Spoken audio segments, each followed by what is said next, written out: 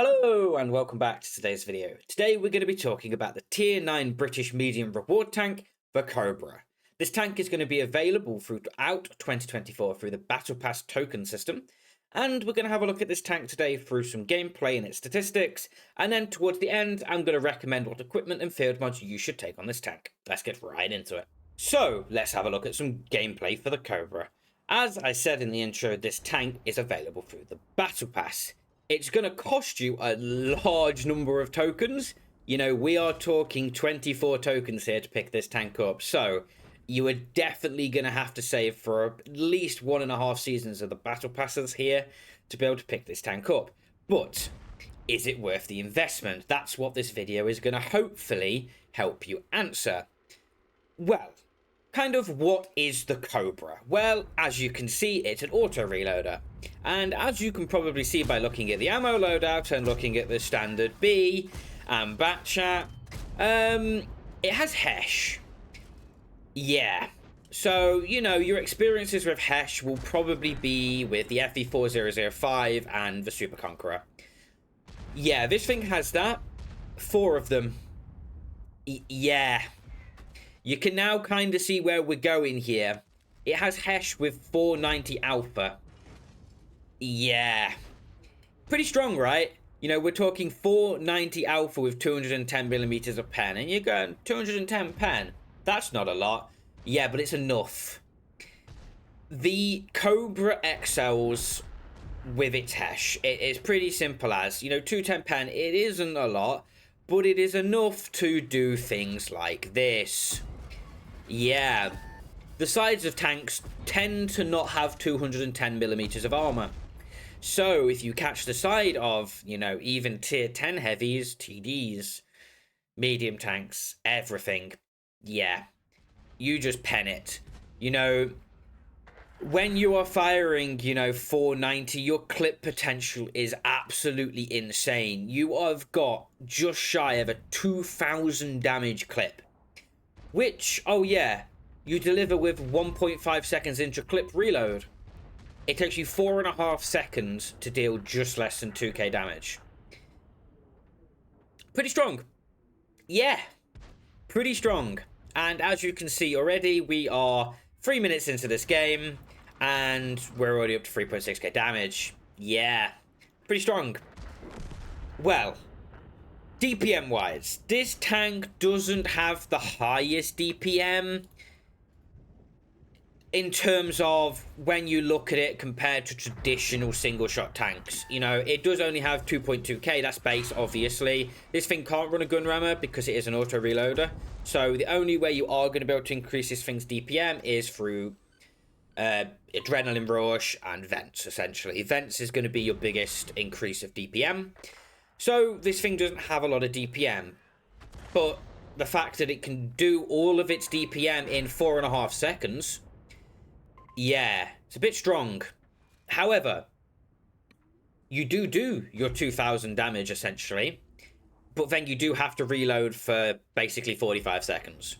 So you spend essentially 4.5 seconds to reload for 10 times the amount of time, which I guess has its strengths and has its weaknesses, because you do all your damage up front, so you could basically single clip a same tier heavy and even same tier medium tanks and top tier medium tanks, tier 10 medium tanks. But then you are vulnerable and you have no defense for the next 45 seconds. But it's how you manage it. This tank is not going to be a tank where you can, you know, there's a lot of people that I see play this tank which are called like single clip Andys, or they will rush in, do 2,000 damage and then die. Or even less than 2,000 damage because they'll just expect the Hesh to be able to pen everything and they won't. With this tank, you have to play it a little bit like an assassin.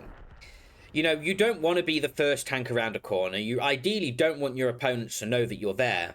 You want your teammates to take the shot, you to peek around the corner. In their reload time, because, you know, you are clipping out in 4.5 seconds, you then want to peek, clip out, fall back. Because this thing does have heat. It is not just a Hesh machine. It does have 2 ammo choices, which I must emphasize here. But you do lose a lot of DPM if you do decide to go with the heat. It has less alpha, obviously, that's pretty much expected. You lose pretty much 130 alpha, so you drop your damage down to 360, which is a pretty significant decrease, I must note. And obviously you're still clipping out in the same amount of time, so instead of your clip potential being just less than 2000, it's just less than 1500. But with the heat, it does have the flexibility of having higher heat penetration, which is definitely going to allow you to kind of potentially play against heavy tanks a little bit more. If you can't, get their sides, you have 268mm of pen, so that's ample to pen turret faces of same tier tanks. Tier 8 tanks get wrecked by that. But the kind of thing is the situations where you can use heat, a lot of the times you'd just be better off firing Hesh. And in my opinion, if you're in a situation in the Cobra, obviously, not towards endgame where situations could be different, but if you're in a situation in the Cobra where you're having to fire heat to pen, you're in the wrong position. Like, you're playing the tank completely wrong. In my opinion, the Cobra, you should always be in a position where you can use the Hesh. So you don't want to be sat in front of tier 10 heavies like the Mouse, E100, Type 5 Heavy, Super Conk. You want to be playing against the medium tanks, the TDs, the light tanks enemy team, and then towards the mid to late game, taking a position to come around into the side of those tanks and putting out nice juicy 2000 damage clips, because that is what this tank is incredible at. And as you've seen in this video, there is nothing more satisfying than playing the Cobra and doing 1, 2, 3, 4, 4.5 seconds, 2000 damage on the board. It is just so satisfying. But this tank is so incredibly toxic and so incredibly broken because it can do that 2000 damage in 4.5 seconds to pretty much any tank in the game indiscriminately. It is why this tank is just broken. Simple as. This tank is unbalanced as hell. And it really, really could do with a nerf just for the overall health and well-being of the game. Because, the amount of times I've queued into a tier 10 game and I've been YOLO'd by a Cobra who's done one clip. Because, unfortunately, it has the potential to ruin your game and kill you in one clip.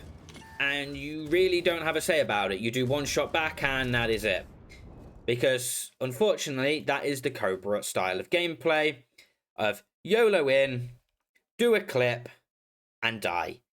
But good players who will be able to know map rotation, know positioning, know how to get the best out of this tank will absolutely shred.